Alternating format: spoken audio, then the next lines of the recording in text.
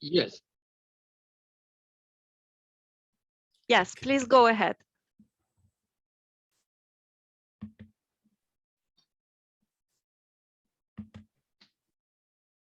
Right.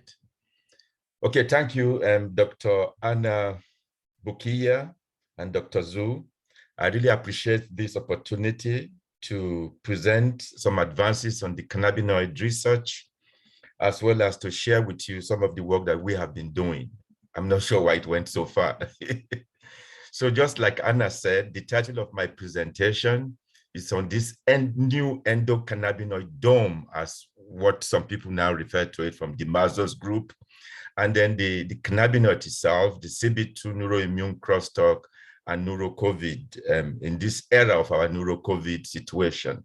This is the flow of my talk today. I'll give you a brief timeline, introduce you to some basic advances and basic research background, some of the debunked myths around cannabis use forever. The endocannabinoid dome is an expanded endocannabinoid system.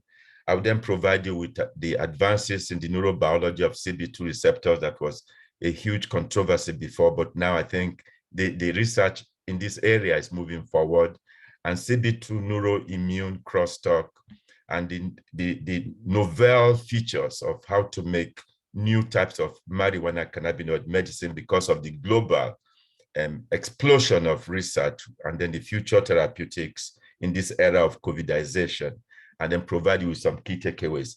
I'm not going to stay too long on some of these slides because of time constraint also. But if you look at the way marijuana is being used, the timeline is being used for millennia, throughout human history, recorded history. I'm just going to start from the 60s, where THC was identified. And now that we know that the human body makes its own natural marijuana-like substances that are referred to as endocannabinoids. And these endocannabinoids were also isolated first, both in Israel and in the USA. And the first of these was the anandamide before the 2-arachidonyl glycerol, like some of you know. And because of the machinery for this cannabinoid system, the metabolic enzymes, there's a lot of this now that has allowed others to classify this as endocannabinoid dome, which is the expanded endocannabinoid system. So this is a very funny slide that I use occasionally, that was included in Time magazine, that is highly divisive, very curiously underfunded, but the situation is changing because it's a very huge, promising world of cannabis science and cannabis business.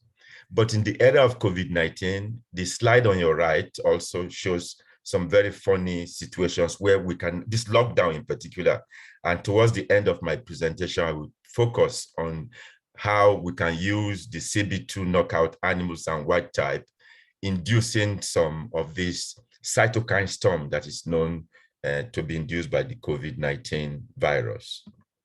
So I've been involved with a number over the years now, more than 30 years.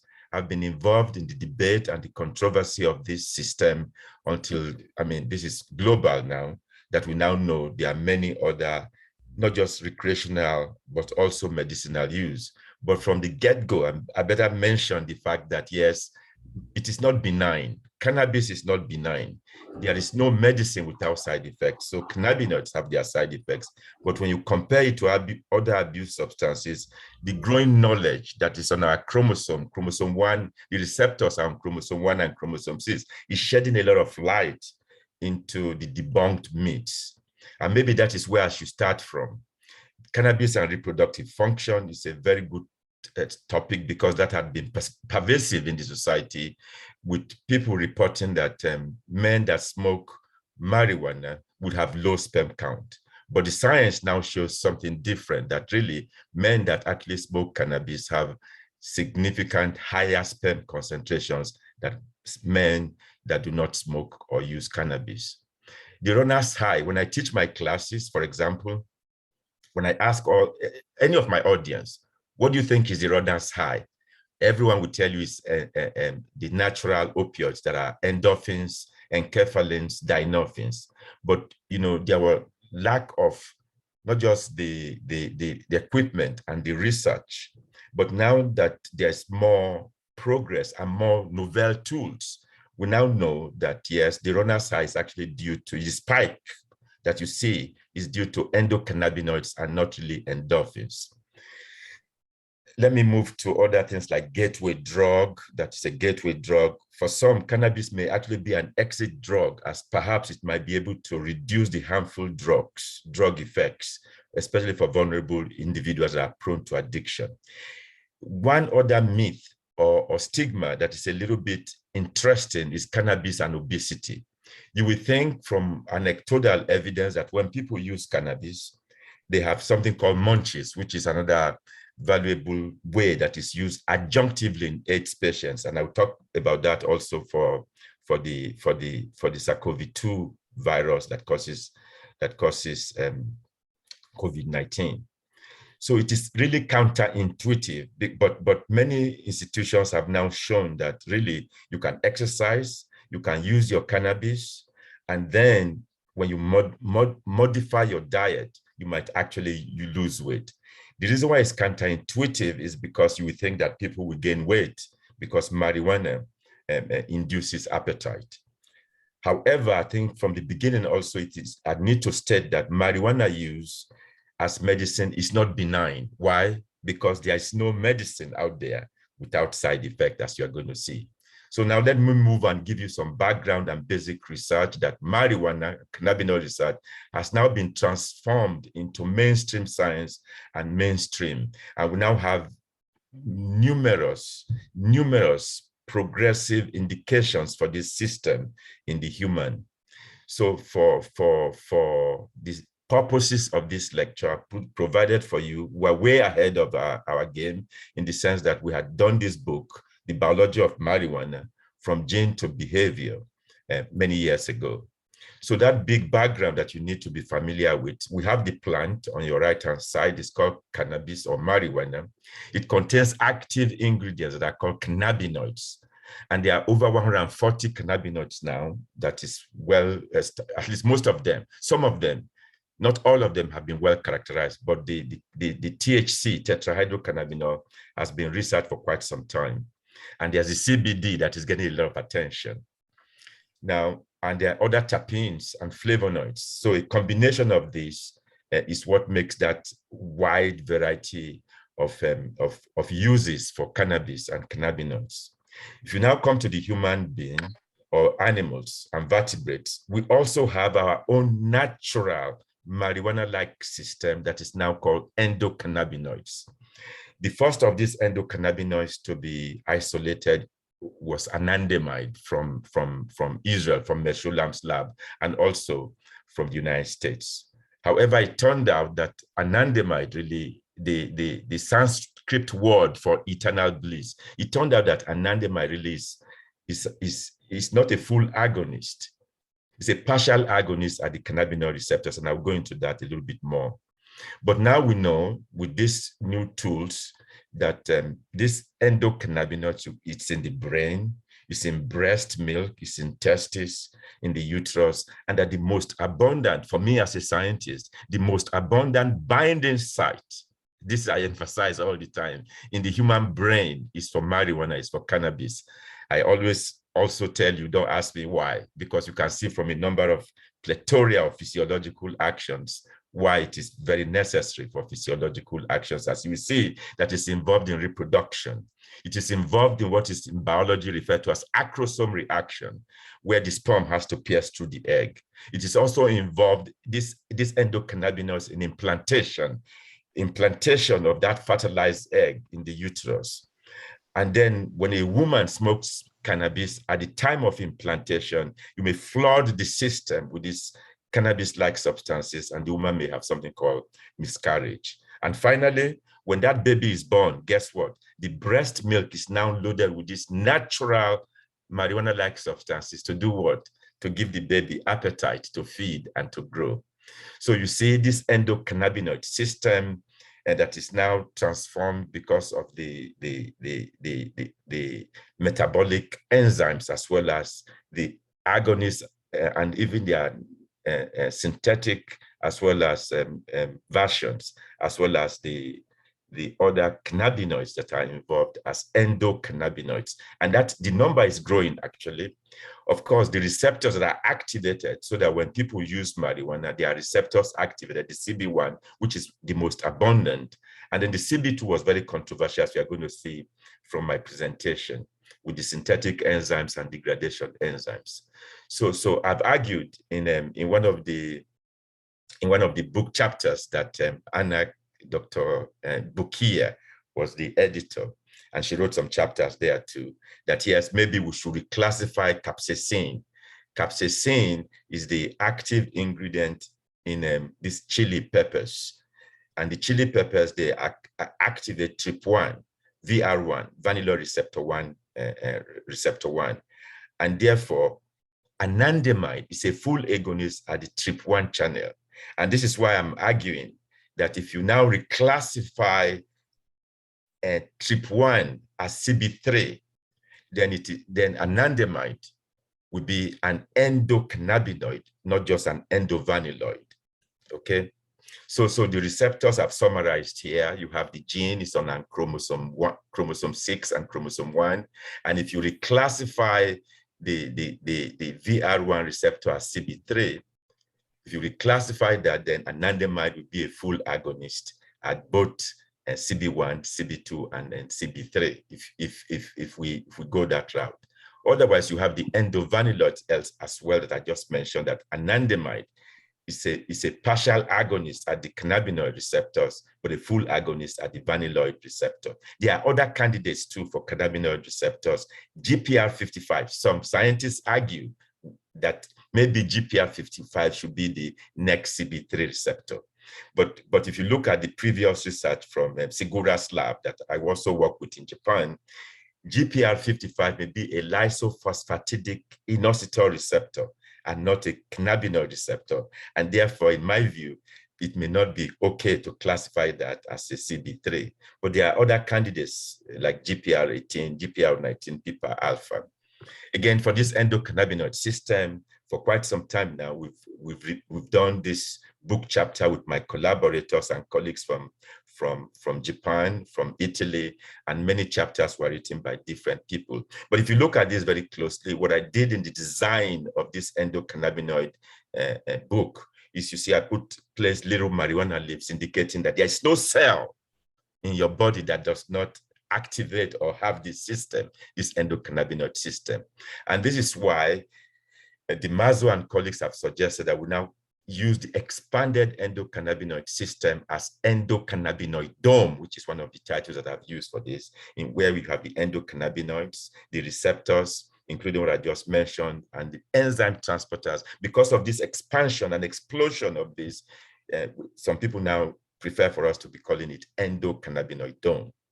So in the next slide here, as you can see, this on the left-hand side, you see that indication where I've indicated that the whole body makes its own natural marijuana-like substances, and the receptors, along with the putative receptors, because the classical, well-characterized is the CB1 and CB2, and the CB3, if we all agree, is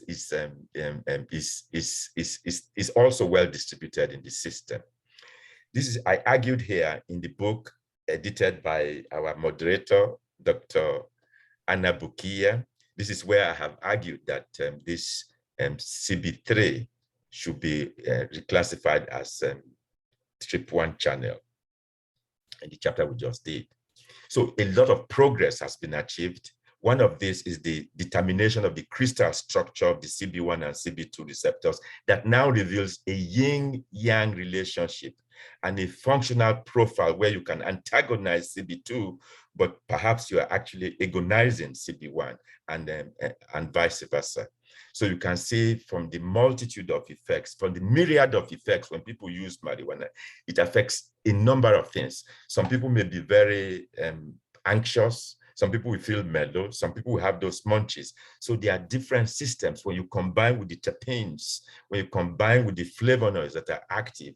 And that is why, as I'm going to share with you today, this increasing legalization across the globe, actually, not just the 36 states in America and about 18 states for recreational use, it makes sense that if it is regulated, because if you go to buy wine, if you drink wine, or if you go to buy cigarettes, if you smoke cigarettes, they are regulated. So you know what is there.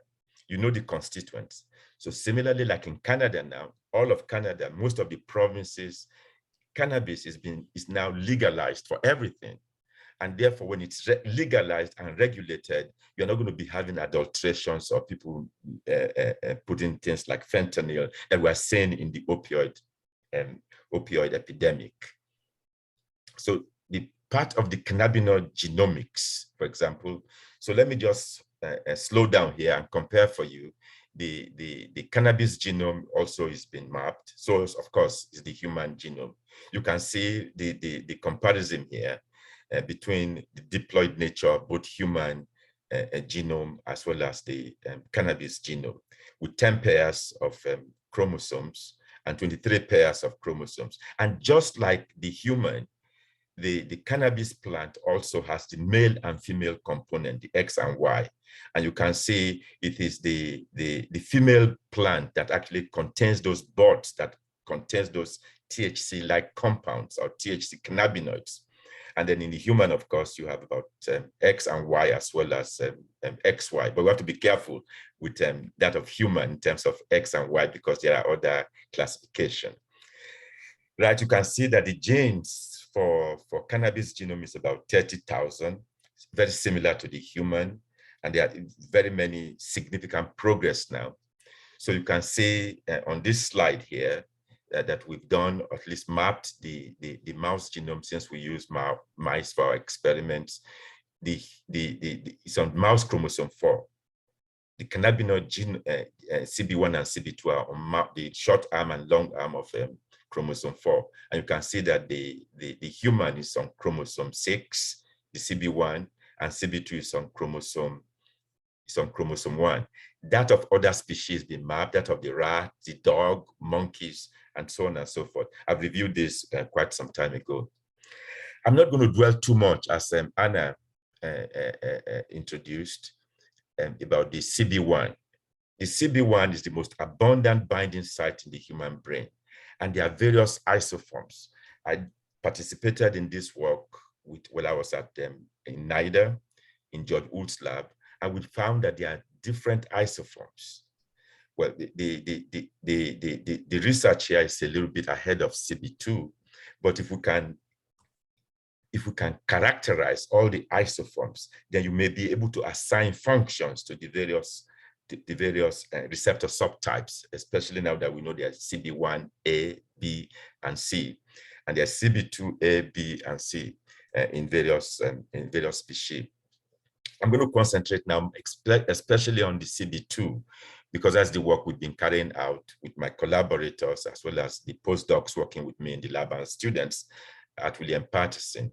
So this is a structure for the CB2, and you can see it's about 4 times as large for the human, 4 times larger than that of mouse CB2, as shown on this slide. And then we did a lot of work with this previously that have been published as well. When we compare the various CB2 subtypes, you can see this was perhaps what has led to the controversy about CB2 in particular, in the sense that you see the rat, for example, is the only one that expresses CB2C, whereas CB2A and CB2B are both in mouse and humans, but differentially expressed. And when you therefore perform experiments, especially using non-specific agents, it caused a lot of controversy and arguments. For example, in this slide, you can see the distribution of the human CBA in different tissues in comparison to the human CB2. And when there were very poor probes earlier on in the 90s and early 2000s, the probes were very poor. And therefore it was not easy to see that CB2 also was expressed in the brain, because it was originally isolated from blood cells, from spleen in Israel. And then the cloning was in England. If you look at mouse CB2 and its distribution patterns, you will see that it's not easy to distinguish clearly, but at least you can see that the CB2B is more in the periphery, in the spleen, in the testes, whereas the CB2A is in brainstem, is in cerebellum, in parts of the brain, and also in the periphery. So this led to a lot of confusion in the field. When we did further research here, this slide is a little bit busy, but it shows you that, yes, we're able to show the presence of CB2 receptors in different strains, whole brain preparation, and in different brain parts.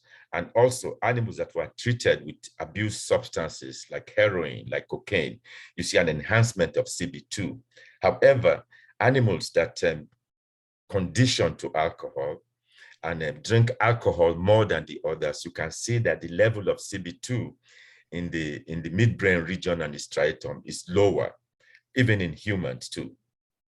So development of alcohol tolerance, alcohol use disturbances, there's a reduced CB2 gene expression in the ventral midbrain structures shown in this slide. So animals that did not develop increased alcohol use, you can see that they don't have reduction in the relative CB2 gene expression in these areas of the brain. So I did part of this work at Vanderbilt University while I was in Tennessee, like you guys are. And then what I did at that time with my collaborators was that we specifically injected antisense oligonucleotides into the ventricles, and we used the plasmase test. And you see those mice that the AC2 that had the antisense oligonucleotide 20 microgram, you can see that they entered more into the open arms, which is a characterization for reduced anxiety. So that is where we started having an idea that yes, CB2 is in the brain, and CB2 is doing something in the brain. And when you look at, when I moved away from Vanderbilt to where I am now at William Patterson University, we have another model apart from the animals that we just recently generated. We have the BTBR mice. It's a model of autism. You can see in the BTBR mice brain, the CB2 receptors in the whole brain, for example, the CB2 receptors, it's more expressed than in our control animals. So if you now inject this BTBR mice with Wayne is a mixed CB1 and CB2 agonist. You can see in the cerebellum in this slide shown here, in the BTBR mice, it's enhanced in the cerebellum, as well as following non-administration of the Wayne compound in this strain that is used for autism research, indicating that yes, mice is not human. But now we are showing that, yes, perhaps the cannabinoid system, not just in epileptic seizures in humans and in autistic behavior in humans, that yes, CB2 receptors are involved. In collaboration with Dr. Brusco in Argentina, we're also able to show ultrastructural distribution of the CB2 receptors in the rat hippocampus. And in the rat hippocampus, depending on which area of the brain, there are areas in the brain where CB2 might be less expression presynaptically and more expression postsynaptically, whereas CB1 is mainly presynaptic expression. So what I've just told you so far is that yes, both human and mouse CB2 genes contain upstream and downstream promoters that produce two alternative spliced isoforms that are CB2A and CB2B. Our data overall provides further evidence for the differential expression of CB2 gene in the brain and body in the human and mouse that warrants a reevaluation of the role of CB2 receptors beyond this immunocannabinoid activity where it was first isolated and located. The discovery of the CB2 receptors and the continuing debate and controversy is very interesting, as you will see from this presentation. So initially, when Monroe in 1993 cloned the cDNA, they could not detect CB2 in the brain. And therefore, other studies from even the lab I was before in Virginia, where I did my postdoc, they also showed that CB2 receptor was absent from the brain. And then there were various publications from very outstanding scientists also from Maki's lab, from Maria Boat's lab, and many others, including Piomeli, that showed that CB2, in fact, they called it that CB2 is a cannabinoid receptor with an identity crisis, or that CB2 is like a sphinx, right? That a mystery. And then here was where others now, including those laboratories from Van Sickles and Ken McKee and the others, now showed later on and that CB2 was isolated and located and involved in some specific emitting, vomiting reaction that they published in Science. Of course, I followed that up in comments in Science that yes, they were correct, that we also had found that, and that they were much more distributed than for a single function, emetic function. So this led to this huge controversy. And what is that controversy? The controversy that CB2 receptors are restricted to the peripheral tissues and predominantly in immune cells where they were initially found.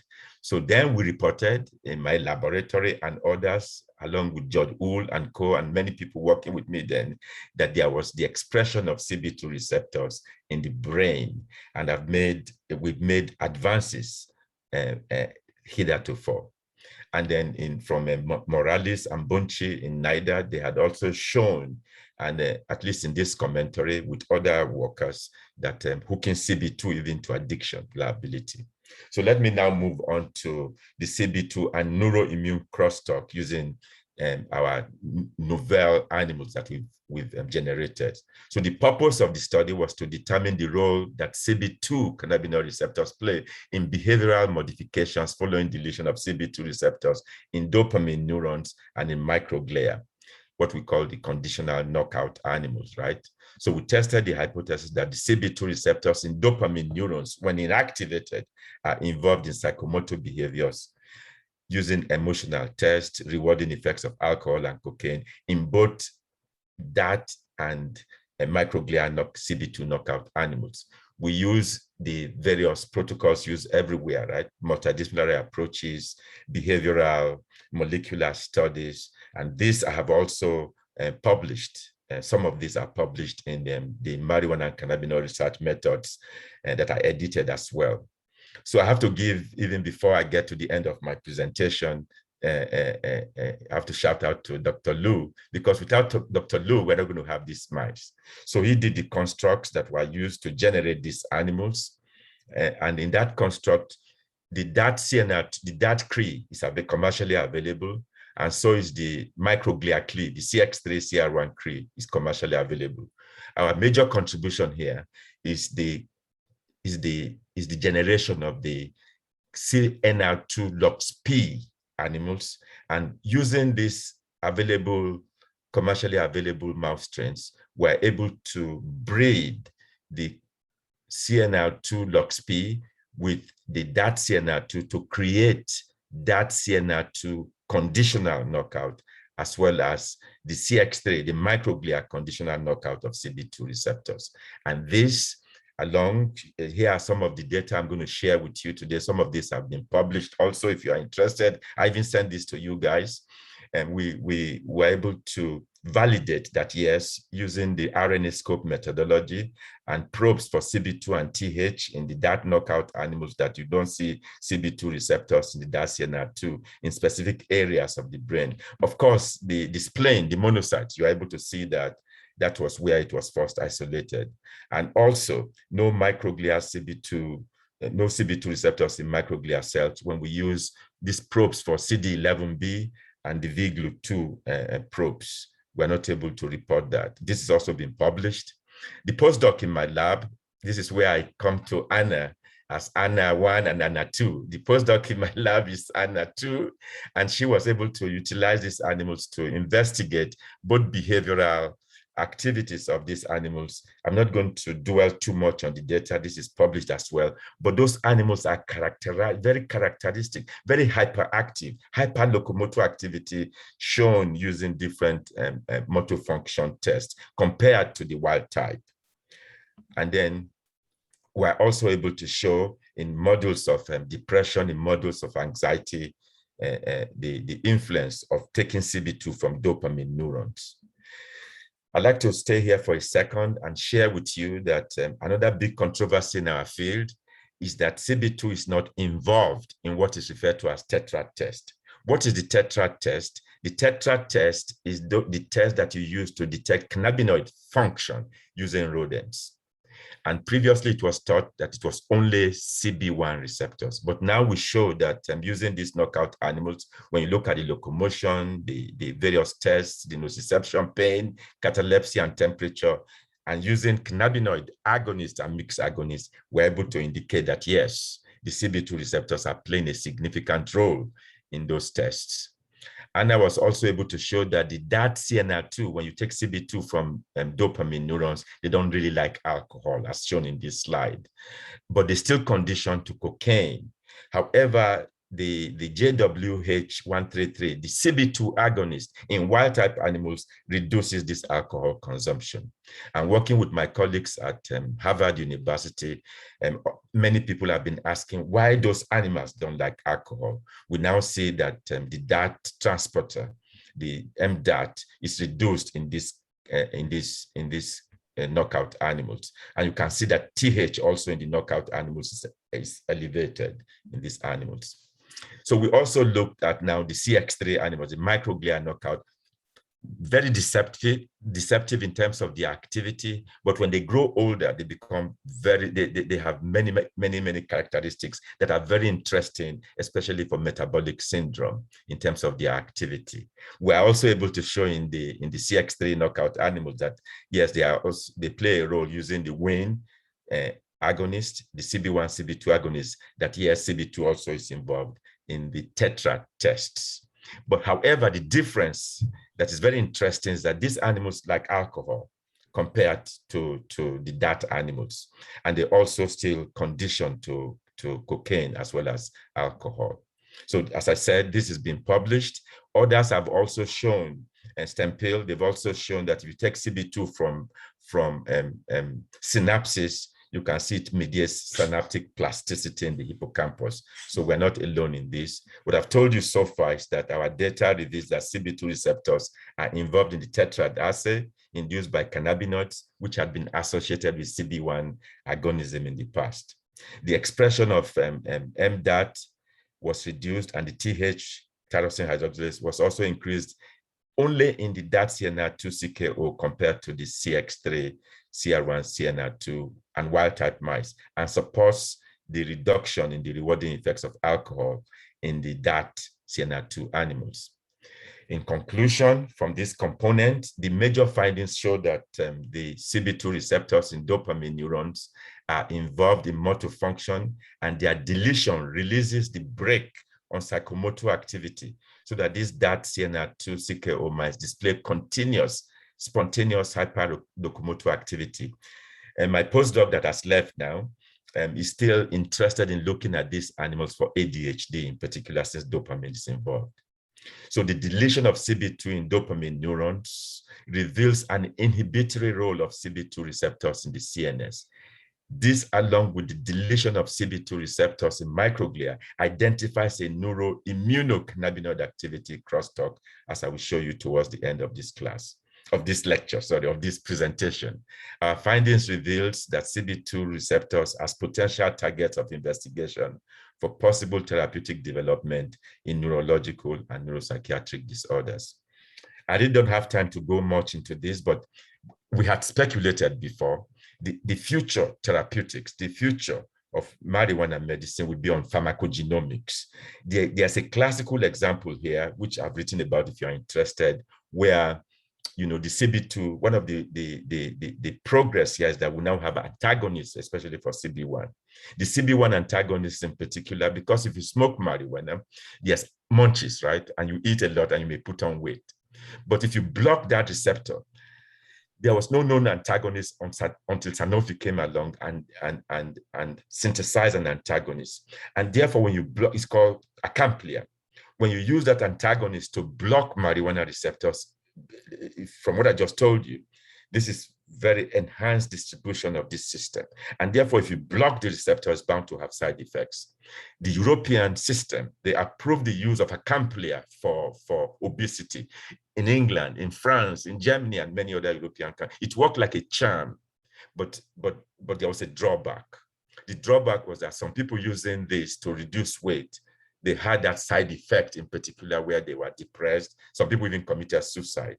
America never approved it. FDA never approved Acamplia. However, it has now been withdrawn from the European market. That's how much I'll tell you about that. If you're interested, I'll be happy to answer more questions.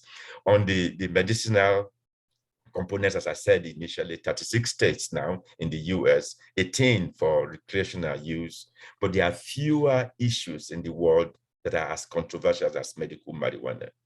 Marijuana use, as I stated initially, is not benign. It has its side effects, but because it's getting wide global attention, usually science should inform the public, but in the case of cannabis, public appears to inform science because of the previous irrational prejudice. But you can see different things are going on now in terms of medicine, in terms of CBD in particular, but microdosing is what to look after. So this future of this endocannabinoid system, you can see the different components, the terpenes, they have various targets that can be of a good target for different things. So the future of cannabinoids, you can see you use yeast to do what? You can use yeast to make bread. You can use yeast to make wine. You can now genetically engineer yeast to make different types of cannabinoids that will provide the platform that can also circumvent when you make transgenic pods for immune and resistant to plant viruses, for example, and genetic alteration of cannabis using CRISPR-Cas9 for cannabis genome editing for future cannabis-based medicines. I've written about this also recently with our dean here, the concept of cannabinoid theranostic medicines, where you have this nanomedicine, because whole marijuana is not modern medicine, but it's common, right? That's the de facto. But there are hazards of smoking marijuana. So there's development of novel cannabinoid analogs for future therapeutics using nanoformulations that I've written about, nanoparticles and nanocarriers for this technology. So the future therapeutics, including for the neuroregulation, the neuroprotection, and anti-inflammatory properties for ALS, PD, Alzheimer's disease, multiple sclerosis, intestinal bowel disorders, adjunctive treatment to reduce disease symptoms. And this is where I'm going to end my presentation about this COVID-19, this COVIDization, and how perhaps, just for like HIV, I've compared that to, I've written about this as well, that perhaps in the future, you'll be able to use cannabis or cannabinoids as adjunctive treatment, apart from the other pathways that are associated. So CB2 neuroimmune crosstalk in COVIDization, in this neuro-COVID. Now, for my last lab, so the neuro-COVID, pre-existing conditions, right? Multiple pre-existing mental disorders, severe mental illness. This is something referred to as long Howler's disease associated with increased risk of, especially the Delta variant. So addiction in the area of COVIDization, because of the lockdown one, because of the isolation, there's increased drinking behavior, opioid overdose and deaths, increased COVID-19 severity with the long hauler symptoms, leading to this, what we now describe as neuro-COVID. So when that virus and their mutations, I don't have a lot of time to go into the mutations, but it latches onto that ACE2 receptor and then moves on to other organs, for example, where the entries through the respiratory system and to other organs. And cannabinoids and THC and CBD perhaps may be able to douse or quell that cytokine storm that is induced by the virus. Again, we just published this on whether cannabinoids for COVID-19, whether cannabis can quell that cytokine storm. But this requires a lot of more studies and, in fact, trials also. Cannabis indication for multiple system disorders. I compare these two between AIDS and COVID-19 because there's still no vaccine for HIV. for AIDS. But there's now very rapid development with the mRNA technology, which perhaps may extend to the AIDS, to make a vaccine for AIDS, now that there's the virus for COVID-19. But remember the dynamic nature of this COVIDization with Delta variant, as I'm going to show you now. So the studies I'm postulating, and the studies that the new postdoc perhaps may take part in, is because of this COVID-19 that is an evolving threat, as published recently in Science. There are variants of concern using viral cartography.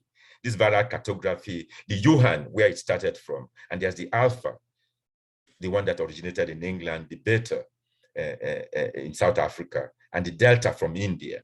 And there are also Epsilon and Theta and former variants. So this has been reviewed recently, but my interest, however, without working with the virus, is the effect of masking, just masking alone. What is the global effect of masking that is being advertised for everyone?